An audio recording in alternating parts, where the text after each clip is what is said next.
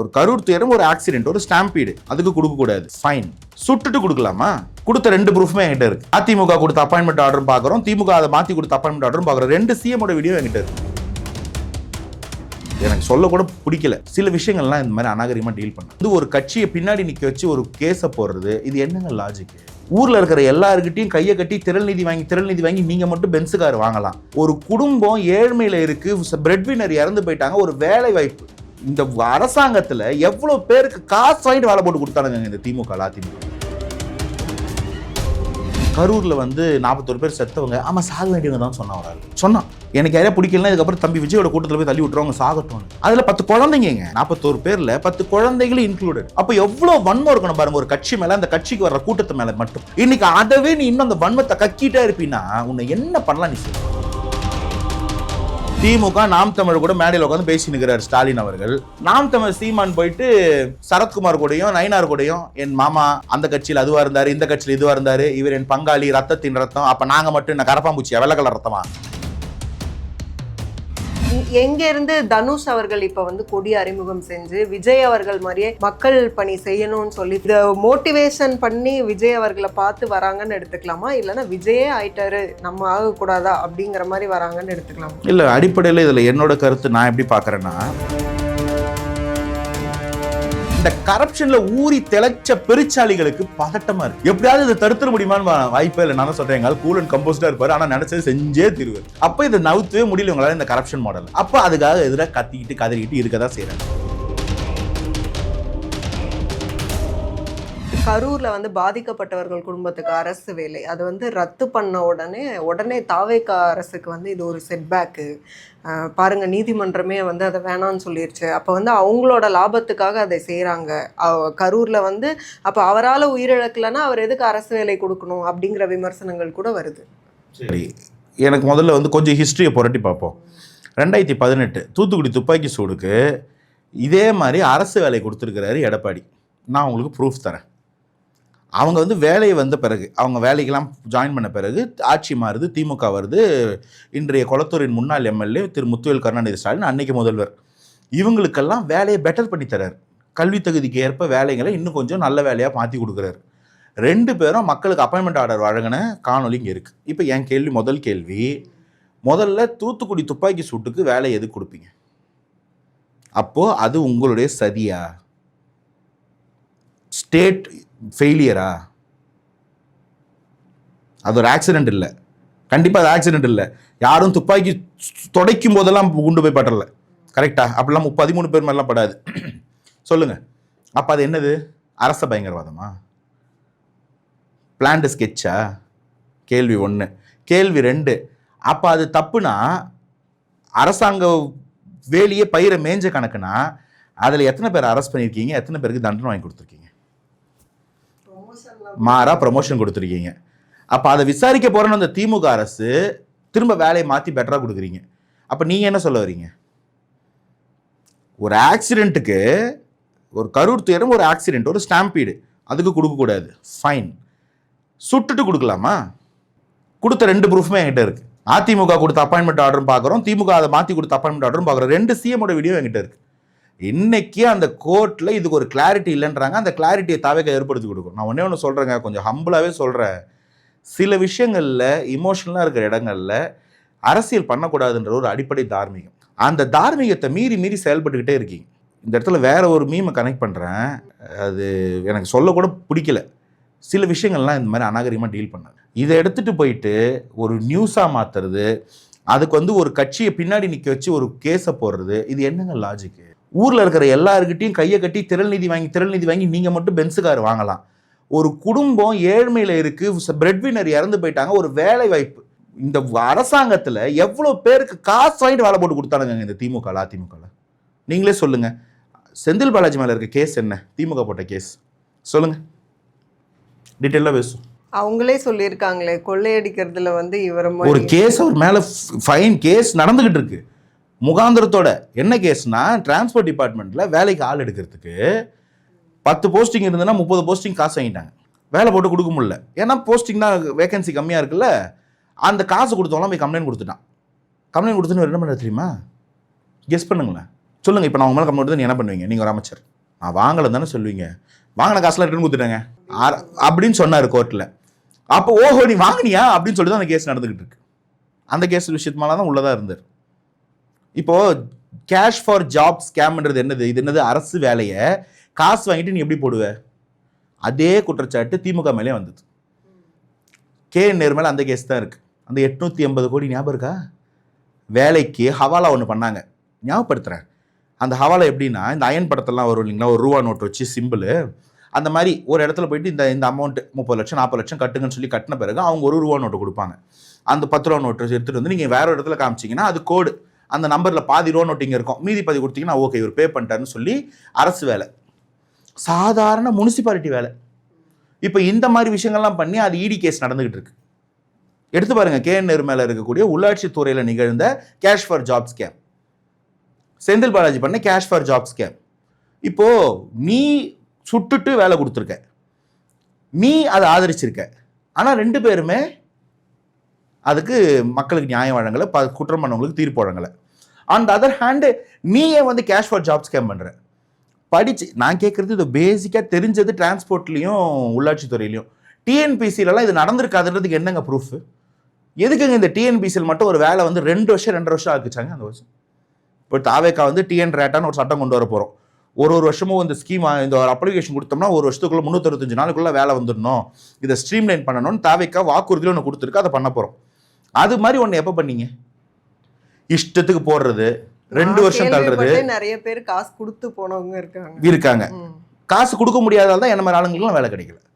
நான் government job try பண்ணி காசு கொடுக்க முடியல, நான்லாம் படித்து வேஸ்ட்டாக போயிட்டு தான் வந்துட்டு போராளியாக உட்காந்து இன்னைக்கு அரசியல்வாதியாக மாற்றுது.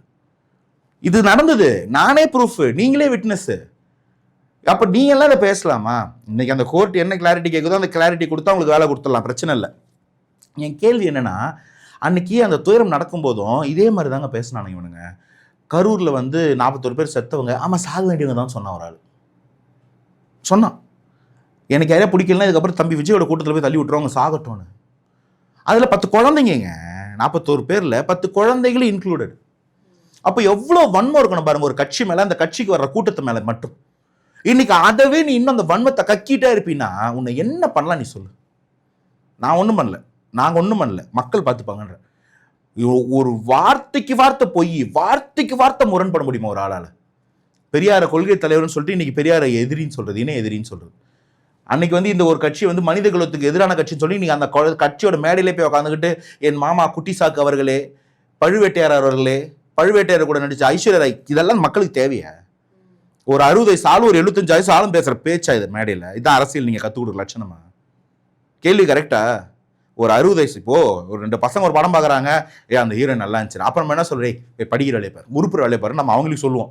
ஒரு 60 வயசு கட்சி தலைவரும் ஒரு 72 வயசு கட்சி தலைவரும் அவருக்கு இந்த அம்மா ஹீரோயினை நடிச்சது பிரச்சனை, இதுதான் மக்கள் பிரச்சனை, மேடையில் பேசுறது பிரச்சனை. நோட் பண்ணிக்கங்க, நோட் நாகரிகா, நோட் த பாயிண்ட். இப்போ இவர் தான் வந்து தலைவர், அதிபர், இவர் தான் வந்து நம்ம பின்பற்றணும். இவர் சொன்னார்னா நம்ம வந்து பாதிப்பட்ட குடும்பத்துக்கு வேலை கொடுக்கக்கூடாது. Is that what you mean? இது எல்லாத்துக்கும் நான் ப்ரூஃப் தரேன், ஒன்னொன்னும் கூட அந்த வீடியோ கூட போடும். அதாவது நாம் தமிழர் கட்சி சார்பில் வந்து கேஸ் போடப்படுதுன்னா பின்னாடி திமுக போட சொன்னதே திமுக தான் அப்படிங்கிறது. அதான் கூட்டணி மாதிரி ஆயிட்டாங்களேங்க, 4 பேர் தான் ஒன்னா இருக்கிறாங்க. இவரு அதிமுக வந்து திமுக சேர்ந்து அலையன்ஸ் வைக்க பார்த்தது. திமுக நாம் தமிழ் கூட மேடையில் உட்காந்து பேசி நிற்கிறார் ஸ்டாலின் அவர்கள். நாம் தமிழ் சீமான் போயிட்டு சரத்குமார் கூடயும் நயினார் கூடயும் என் மாமா அந்த கட்சியில் அதுவா இருந்தாரு, இந்த கட்சியில் இதுவா இருந்தாரு, இவர் என் பங்காளி, ரத்தத்தின் ரத்தம், அப்ப நாங்க மட்டும் என்ன கரப்பாம்பூச்சியா, வெள்ளை கலர் ரத்தமா? எனக்கு சாப்போல ரத்தம் தான், உனக்கும் சாப்போல ரத்தம் தான். சொல்லுங்க. அதிமுக திமுக அலையன்ஸுக்கு ட்ரை பண்ணுச்சு, எலெக்ஷன் முடிஞ்சு. திமுக சீமானும் பேசுறாங்க, சீவன் போய் நயனார்கிட்ட பேசுறாரு. அப்ப இது என்னது? நயனார் தானே பிஜேபி மாநில தலைவர். இப்போ 4 ஒன்னா சேருதுங்க, அதுதாங்க திமுக டீலிமிட்டேஷனுக்கு ஆதரவு கொடுக்குது. அப்ப எனக்கு புரியவே இல்லை, இந்த ஸ்ட்ரக்சரே புரியவே இல்லையே. ஒரு பக்கம் வந்து விஜய் அவர்கள் வந்து முதலமைச்சரானதை ஏற்றுக்கொள்ளவே முடியல அப்படிங்கும்போது கூட எங்க இருந்து தனுஷ் அவர்கள் இப்ப வந்து கொடி அறிமுகம் செஞ்சு விஜய் அவர்கள் மாதிரியே மக்கள் பணி செய்யணும்னு சொல்லி ஃபேன்ஸை அறிவுறுத்துறதாகட்டும், தான் என்ன செய்ய போறேன்னு கூட சொல்லலை, நீங்களாம் செய்யணும் அப்படின்னு தான் அவர் சொல்றாரு. அதுவும் வந்து நிறைய எதிர்ப்புகள் கிளம்பி இருக்கு. விஷால் அவர்கள் வந்து இனிமே நம்ம போகிற பாதையெல்லாம் வந்து இனிமே நம்ம போகிறது நேர் வழியாக இருக்கும்லாம் பேசுகிறாரு அந்த பாதை. அப்போது இதெல்லாம் வந்து எல்லாருமே அப்போ வந்து பாலிடிக்ஸ்குள்ளே வந்தால் சிஎம் ஆயிடலான்னு நினைக்கிறாங்க. அப்போது இது எப்படி இதை மோட்டிவேஷன் பண்ணி விஜய் அவர்களை பார்த்து வராங்கன்னு எடுத்துக்கலாமா, இல்லைன்னா விஜயே ஆயிட்டாரு நம்ம ஆகக்கூடாதா அப்படிங்கிற மாதிரி வராங்கன்னு எடுத்துக்கலாமா? இல்லை, அடிப்படையில் இதில் என்னோட கருத்து நான் எப்படி பார்க்குறேன்னா, எல்லாரும் வாங்க, நான் எல்லாரையும் வரவேற்கிறேன். இருகரம் கூப்பி வருக வருக நான் வரவேற்கிறேன். ஏன்னா எல்லாரும் அரசியல் பேசணும், அரசியல் பண்ணணும். அது வந்து நம்ம வந்து இந்த பைத்தியக்காரனுக்கு பேசியிருந்தாங்க பாருங்க, இவர் அரசியல் வரக்கூடாது, அவர் வரக்கூடாது. எல்லாரும் வரணும். ஆக்சுவலி நீ வா, மக்கள் முடிவு பண்ணட்டும். எனக்கு அதில் எந்த பிரச்சனையும் இல்லை. அது மக்கள் முடிவு பண்ணுறது யாருன்றது எனக்கு எந்த டவுட்டும் இல்லை. அதெல்லாம் எனக்கு கவலை கிடையாது. எனக்கு என்ன கேள்வினா, ஹிஸ்ட்ரி ரிப்பீட்ஸ் இட் செல்ஃப். நாங்கள் ஒன்று சொல்கிறோம். 1967 அறிஞர் அண்ணான்ற ஒரு தலைவன் வரான். அவன் கையை பிடிச்சிக்கிட்டு இளைஞர்கள் வந்து ஆட்சியை மாற்றுறாங்க. அந்த தலைவரோட மறைவுக்கு அப்புறமா ஐயோ தலைவர் இல்லையன்ற ஒரு வேக்யூம் உருவாகுது. எம்ஜிஆர்னு ஒரு தலைவர் அங்கேருந்து எழுந்து வரான். அவன் கையை பிடிச்சிக்கிட்டு இளைஞர்கள் எழுத்தில் ஒரு மாற்றத்தை ஏற்படுத்துகிறாங்க. அதே மாதிரி 2016, 17, 18 காலகட்டங்களில் நம்ம நிறைய தலைவர்கள் இழக்கிறோம். 24 ஒரு தலைவன் எழுந்து வரான். அவன் கையை பிடிச்சிட்டு வந்து இன்றைக்கி ஒரு ஆட்சி மாற்றத்தை 26 ஏற்படுத்தியிருக்கும். எம்ஜிஆர் அவர்கள் ஆட்சிக்கு வந்த பிறகும் அன்னைக்கும் நிறைய பேர் கட்சி ஆரம்பித்தாங்க. ஐயா பாக்யராஜ் ஆரம்பித்தார், சிவாஜி கணேசன் சார் ஆரம்பித்தார், டி ராஜேந்தர் ஆரம்பித்தார், இன்னும் நிறைய பேர் அந்த காலகட்டத்தில் நிறைய பேர் ஆரம்பித்தாங்க. ஒரு எம்எல்ஏ கூட ஆக முடியல. எம்ஜிஆரை 3 எலெக்ஷனில் தோக்கடிக்க முடியல. 77, 80, 84, 88 4 எலெக்ஷன். நான் என்ன சொல்கிறேன், ஹிஸ்ட்ரி ரிப்பீட்ஸ் இட் செல்ஃப்னு சொல்கிறேன். நம்ம அதை பார்ப்போம். முதல் விஷயம் வந்து இந்த தலைவனுக்கு ஒரு துணிவு இருந்தது. தனியாக நின்று எல்லாத்தையும் போராடி ஜெயிக்க முடியும், தன் கூட தம்பி தங்கச்சி போதும்னு நினச்சாரு, வந்தார், ஜெயிச்சார். ஜெயிக்கிற வரைக்கும் யாருக்கும் நம்பிக்கை இல்லை, எல்லாம் பயத்தில் உட்காந்துட்டு. அவர் ஜெயிச்சோடனே நீ துணிச்சல் வருதுன்னா உங்களை மோட்டிவேஷன் பண்ணுறான்ல என் தலைவன், உங்களுக்கெல்லாம் வழி காட்டுறான்ல. அப்போ வரைக்கும் கான்ஃபிடென்ட்டாக இருங்க. அந்த கான்ஃபிடென்ஸு மக்கள் இன்னைக்கு முடிஞ்சிச்சு. இன்னைக்கு என்னன்னா, இன்னைக்கு ஒரு பண்ணிக்கிட்டு இருக்கிற ஆட்சி தான் அதுக்கான சாட்சி. இப்போ 2031 தேர்தலோ இல்லை வரக்கூடிய 29 பார்லிமெண்ட் தேர்தலோ இல்லை அதுக்கு முன்னாடி வரக்கூடிய உள்ளாட்சி தேர்தலோ எதை நம்பி ஓட்டு இருக்கும், எதை நம்பி தேர்தல் இருக்கும்? விஜய் சாரோட பர்ஃபார்மன்ஸை பார்ப்பாங்க. தமிழ் மக்கள் வந்து இவனுங்க சொல்கிற மாதிரி நம்மளாம் ஒன்றும் முட்டாள் கிடையாது. நம்ம என்ன பண்ணுவோம்னா, விஜய் சாருக்கு வாய்ப்பு கொடுத்துருக்கோம், நம்ம பார்ப்போம், நல்லா பண்ணுறாரு. ஆமாம், கரப்ஷனே இல்லாத ஒரு கவர்மெண்ட் ஃபார்ம் பண்ணுறாரு. அமைச்சர்கள் பார்ட்டி ஃபண்ட் எங்களுக்கு கொடுக்கக்கூடாது, எங்கள் பேரை சொல்லி எவன் கேட்டாலும் கொடுக்கவே கூடாது. என் பேரை சொல்லி ஒருத்தன் வந்து லைசன்ஸ் தரேன்னு சொன்னா, ஸ்கூல் லைசன்ஸ் வாங்கி தந்ததுன்னா தூக்கிட்டு போய் போடுன்ற ராஜ்மோகன் அண்ணன் மேடையில் அறிவிக்கிறாரு. எவனாவது வந்து உங்கள் காலேஜில் உங்கள் ஸ்கூலில் ராஜ்மோகன் எனக்கு தெரியும் அப்படின்னு சொன்னால், சத்தியமாக எனக்கு அவனை தெரியாது, அவனை கழுத்தை பிடிச்சிக்குமே வெளில போடுன்றாரு. ஆதவன் சொல்கிறாரு, இந்த கட்சிக்கு சம்மந்தமே கிடையாது, ஆட்சிக்கு சம்மந்தம் கிடையாது, கம்ப்ளைண்ட் கொடுக்கணுன்றாரு. அதிகாரிகள் எங்கேயாவது வாங்குறாங்கன்னு டவுட் வருது எங்களுக்கு. கான்ட்ராக்டர்ஸ் ரொம்ப சந்தோஷம், எங்களுக்கு இதுக்கப்புறம் பிரச்சனை இல்லைங்க அப்படின்னு கான்ட்ராக்ட் பட்ஜெட்லாம் குறையுது கோர்ட்லாம். இப்போ இவங்க என்ன பண்ணுறாங்க, அரசு அதிகாரிகள் லஞ்சம் வாங்குறாங்கன்னு நியூஸ் வருது. கார்பரேஷனில் ரைட் நடத்துது, ரெவன்யூ ஆஃபீஸ் ரைட் நடத்துது, ஆர்டிஓவில் ரைட் நடக்குது.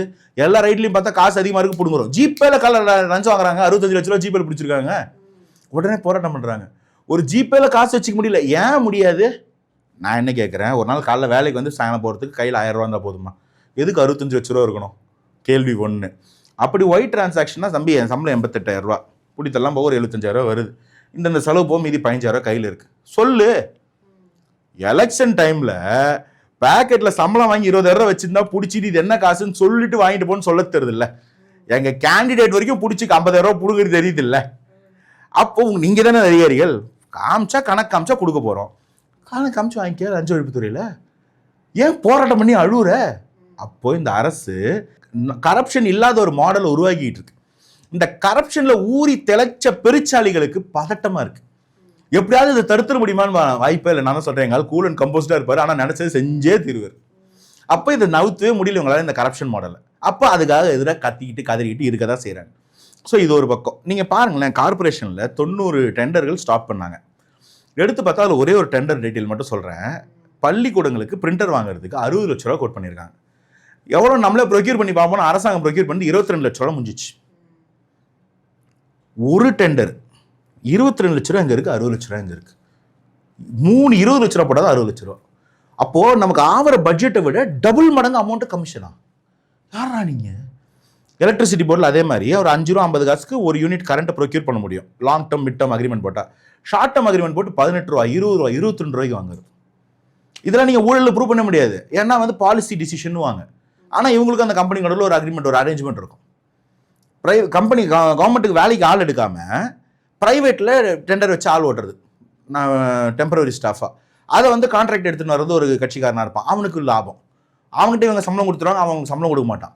இப்படி ஒன்னொன்னுத்துல திருடி இருக்கிறானுங்க. ஸோ நீ திருட விடக்கூடாதுன்னு ஒன்று பண்ணுறோம். அதனால அவர்கள் வந்து ஒரு டைம் வந்து ஸ்டேஜில் சொல்லியிருந்தாங்க, ஒரு மனிதனுக்கு என்ன தேவை, காலையில் இருந்து 3 வேளை வந்து சாப்பிடணும், தூங்கணும், இருக்க ஒரு இடம், உடை வேணும், இவ்வளோதான் அடிப்படை தேவை. நீங்கள் சொல்கிற மாதிரி இவ்வளோ கோடி அப்படின்னும் போது ஒவ்வொரு டெண்டர்ஸ்லேயும் இப்படி தான் நடக்குதுன்னா அந்த பணத்தெல்லாம் எங்கே வச்சுருப்பாங்க, என்ன பண்ணுவாங்க, எதுக்கு? இதுதான் இந்த சமூக அவலங்களுக்கு பணத்தோட பிறப்பிடமே. இது நான் கட்சி நிலைப்பாடை தாண்டி பொருளாதாரமாக பேசுகிறேன். ஒருத்தங்கிட்ட இருக்கிற அதிகப்பட்டி பணம் என்ன பண்ணுன்னா இன்னொருத்தன் குடியை கெடுக்கும். இப்போ என்கிட்ட ஒரு 1000 ரூபா இருக்குன்னா நான் ஒரு சட்டை வாங்கி போடுவேன். 50,000 ரூபா இருந்ததுன்னா சரிப்பா ஒரு 50 சட்டை கூட வாங்கி போடலாம், அதுக்கு மேலே வச்சுக்க முடியும்.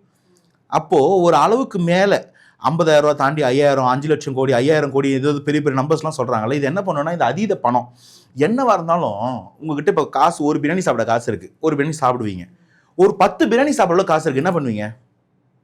10 பிரியாணி சாப்பிட முடியுமா? முடியாது. அப்போ என்ன பண்ணுவீங்க? இந்த 10 பிரியாணி அளவுக்கு எங்கே ஒரு பிரியாணி காசு இருக்கோ அங்கே போய் சாப்பிடுவீங்க. ஸோ இது வந்து ஓரளவுக்கு ரிச்சஸ்ட் லைஃப். அதுக்கப்புறம் என்ன பண்ணுவான்னா இந்த காசு அடுத்தவங்க கூடிய கெடுக்கலாமா? எனக்கு நான் என்ன வரேன், இந்த மேடம் உட்கானே இருக்காங்க, ஏன் மரியாதை கொடுக்க மாட்டாங்க, சும்மா தானே இருக்கு, ஒரு 10 லட்ச ரூபா அந்த கேமராமேன் தம்பி கொடு, அந்த மாதிரி தள்ள ஒரு கேமரா தூக்கி போடுப்பா. 10 லட்ச ரூபா கொடுத்தா அவன் போடுவான். அந்த கந்தசாமி படத்தில் கான்செப்டே இதுதான். ஒரு பக்கம் அதீத பணம், ஒரு பக்கம் அதீத வறுமை. இந்த பணத்தை வச்சு இந்த வறுமையை ஆக்சஸ் பண்ணி அந்த வறுமை மூலமாக தனக்கு தப்பான விஷயங்கள்லாம் செயல்படுத்திக்குது இந்த பணக்காரங்க. அப்போ அந்த பணத்தை அதீத பணத்தை எடுத்துகிட்டு வந்து இல்லாதவங்ககிட்ட கொடுக்கணுன்றது அந்த கந்தசாமி படத்தில் கான்செப்ட். அந்த மாதிரி இவங்க லஞ்சம் ஊழல்லாம் பண்ணுறதே இப்படி தான் நடக்குது. கரப்ஷன்றது கூட, இந்த பிரைப்ன்றது கூட ஓரளவுக்கு உங்களால் இந்த சொசைட்டியில் கண்ணெதிராக பார்க்க முடியும், பிடிச்சிட முடியும். இந்த போலீஸ்காரன்பா 50 ரூபா வாங்குவான்ப்பா, ஹெல்மெட் போட்டிருந்தாலும் 100 ரூபா கேட்பான்ப்பா, அதுக்கு அதை வேற. நம்ம நல்ல போலீஸ்காரங்களை அவருன்னு சொல்லுவோம், 50 ரூபா வாங்குறோன்னு அவன்னு சொல்லுவோம், அவன் மாட்டிக்குவான், அவன் வேற. ஆனால் இந்த சிஸ்டமில் ஆர்கனைஸ்டாக கரப்ஷன் பண்ணுறாங்க பாருங்க, ஊழல் கண்டுபிடிக்க முடியாது. அப்படி நீங்கள் பிடிச்சிட்டு போய் ஏன்டாடே 5 ரூபாய்க்கு வாங்கக்கூடிய ஒரு யூனிட் கரண்ட் ஏன்டா 22 ரூபாய்க்கு கொடுத்து வாங்கினீங்கன்னு கேட்டால் அது கவர்மெண்ட் பாலிசின்னு சொல்லுவாங்க. பாலிசி ஃப்ளா தமிழில் சொன்னால் விஞ்ஞான ஊழல். வேர்க்கலை செடியை பிடிங்கிட்டு வேர்க்கலை சாப்பிட்டு திரும்ப நட்டு வைக்கிற மாதிரி. அதில் தான் இவங்க கை தேர்ந்தவங்க. இதுக்கப்புறம் அதை பண்ண முடியாதுன்றது தான் அந்த பதட்டம். இவங்களுக்கு இந்த 5 வருஷம் ஆச்சு, விஜய்கிட்ட தோத்துட்டோன்ற வன்மெல்லாம் இல்லைங்க. முதல்ல அதை புரிஞ்சுக்கோங்க. சார் 2 வருஷம் கட்சி கிட்ட தோத்துட்டோமே இல்லை, ஐயோ இதுக்கப்புறம் வரவே முடியாது நம்மளால, மாமா என்னென்ன ஊழல் பண்ணணும் மக்கள்கிட்ட காமிச்சிருவான்ற பயம் வரும்போது என்ன பண்ணுவீங்க? பதட்டம். அந்த பதட்டம் தான் இவங்க 2 பேரையும் ஒன்று சேர வைக்குது, என்னென்னவோ பண்ண வைக்குது. ஆனால் கஷ்டம். நீ இப்பயும் சொல்கிறேன், சேர்ந்துருவாங்க. அதான் போட்டாங்களேங்க, 4 கட்சி ஒன்றா சேருது, 4 பேர் ஒன்றா சேர்ந்து நிற்கிறாங்க. அதுக்கு தான் காமன் கேண்டிடேட்லாம் கொண்டு வராங்க. நெருப்பெல்லாம்லாம் புகையாது. நான் என்ன சொல்கிறேன், வரணுன்றேன். எங்களுக்கு 4 பேர் அடிக்கிறதுலாம் போர் அடிக்குதுங்க. ஒரே ஆள் 4 பேர் ரெப்ரஸன்டேட்டிவ் ஒருத்தனோ ஒரே அடி. 1+1 உங்களுக்கு 2 கிடையாது, -2 வா. நீ பாருங்க ஜோக்கெலாம்